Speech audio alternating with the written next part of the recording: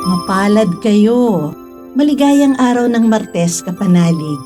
Kapistahan ngayon ni Santa Bibiana. Ito po si Sister Rose Agtarap ng Daughters of St. Paul para sa mabuting balita. Pagnilayan natin ang Ebanghelyo ngayon.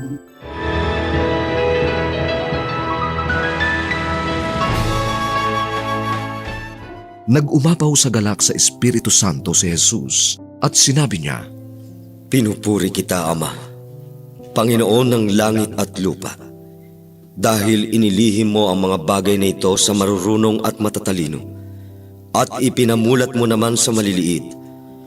Oo, Ama, naging kalugod-lugod ito sa iyo. Ipinagkatiwala sa akin ng aking Ama ang lahat. Walang nakakakilala kung sino ang anak, kundi ang Ama. Kung sino ang Ama, kundi ang anak, at sino mang gustuhing pagbunyagan ng anak. Pagkatapos ay bumaling si Jesus sa mga alagad at sinabi sa kanila ng sarilinan, Mapalad ang mga matang nakakakita ng inyong nakikita. Sinasabi ko sa inyo na maraming propeta at hari ang nagnais makita ang inyong nakikita, pero hindi nila nakita, at marinig ang inyong naririnig, pero hindi nila narinig.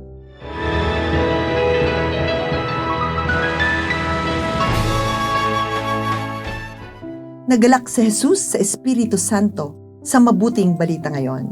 Sinabi niya, Pinupuri kita, Ama, Panginoon ng langit at lupa, sapagkat inilihim mo ang mga bagay na ito sa marurunong at matatalino. Ngunit inihayag mo sa mga bata at sa mga maliliit. Isang patunay ng kagalakan. Natutuwa sa mga pusong simple, mapagpakumbaba at bukas sa pagmamahal ang Panginoon. Sa mundo ngayong madalas sinusukat ang halaga ng tao sa talino, posisyon o kayamanan, narito ang paalala sa atin. Hindi galing sa diploma o posisyon ang tunay na karunungan. Para kay Jesus, nanggagaling ito sa pusong marunong magtiwala sa ating Ama sa langit. Sino ang tinutukoy niya? Silang maliliit na marunong umaming kailangan nila ang Diyos.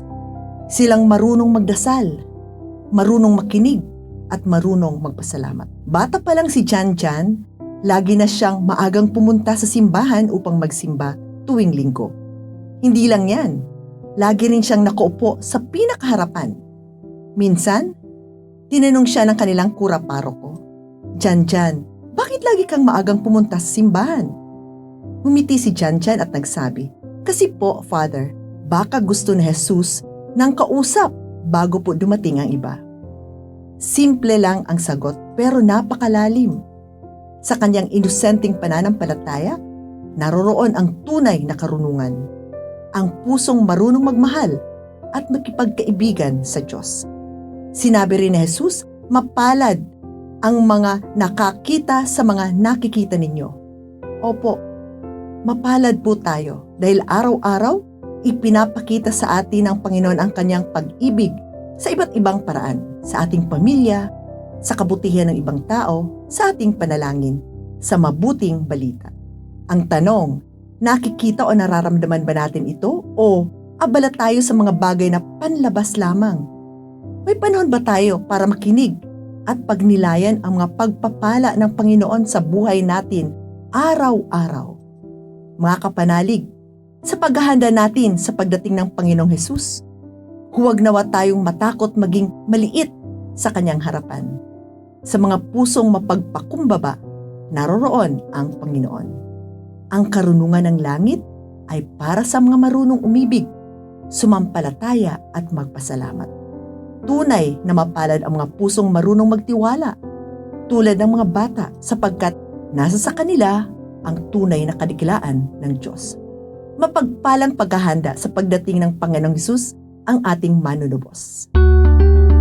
Mga kapanalig, maraming salamat po sa inyong suporta sa aming misyon, lalo na sa mga donors at sponsors ng Mabuting Balita.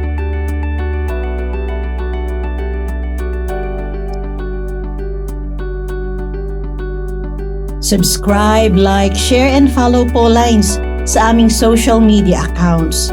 At patuloy kaming humihingi ng inyong tulong upang maipagpatuloy ang programang ito.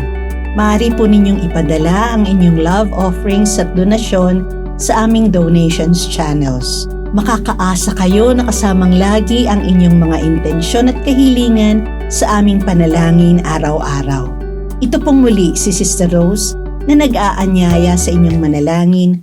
Amang makapangyarihan, tulungan mo kaming makapaghanda sa pagdating ni Kristong iyong anak. Naway maratnan niya kaming naghihintay na nananabik at masayang nagdarasal sa pamamagitan ni Hesukristo kasama ng Espiritu Santo magpasawalang hanggan. Amen. We are here to provide a new way of communicating and proclaiming the gospel.